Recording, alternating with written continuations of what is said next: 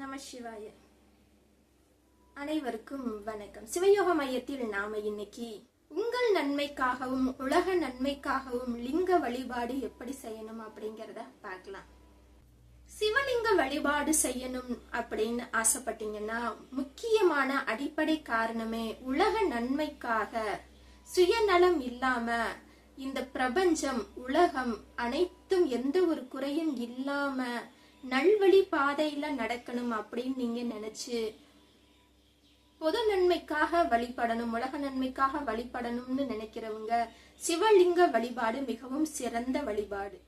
அது மட்டும் இல்லாம முக்தி அடையணும்னு நினைக்கிறவங்க, ஆன்மீக ரகசியங்களை தெரிஞ்சுக்கணும், ஆன்மீகத்துல அடுத்த கட்டத்துக்கு போகணும்னு நினைக்கிறவங்க சிவலிங்க வழிபாட செய்யலாம். லிங்கத்துல பல வகையான லிங்கங்கள் இருக்கு, பல வகையான வழிபாடுகள் இருக்கு. அதுல சுயம்பு லிங்கம், சுயம்பு லிங்கத்திற்கு சக்தி அதிகம். உலக நன்மைக்காக இல்ல, எங்களுடைய பிரச்சனை தீரணுங்கிறதுக்காக நாங்க வழிபாடு செய்யணும் அப்படின்னு நீங்க கேட்டீங்கன்னா ஒரு சிலர் நினைக்கலாம், எங்க பிரச்சனையே பெரும் பிரச்சனையா இருக்கு, இதுல நாங்க அடுத்தவங்க பிரச்சனைக்காக உலக நன்மைக்காக எப்படி வேண்டது, எங்க பிரச்சனை தீர்ந்தாதானே நாங்க உலக நன்மைக்காக வேண்ட முடியும் அப்படின்னு நீங்க நினைக்கலாம்.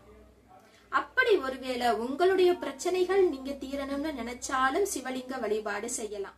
உங்களுடைய நன்மைக்காக நீங்க சிவலிங்க வழிபாடு செய்யும் பொழுது பௌர்ணமி அன்று உங்களுக்கு தெரிந்த மிக பழமையான சிவ ஆலயம் எதுவோ, ஏன்னா பழமையான சிவ ஆலயத்திற்கு சக்தி அதிகம்.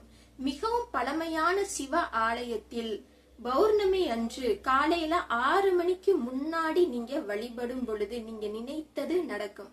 ஒருவேளை உங்களால காலை 6 மணிக்கு முன்பு அங்கு சென்று வணங்க முடியலைனா மாலை 6 மணிக்கு பின் அங்கு நீங்க சென்று வணங்கும் பொழுது நீங்க நினைத்த காரியங்கள், உங்க குடும்பத்திற்கு நன்மைகள் ஏற்படும்.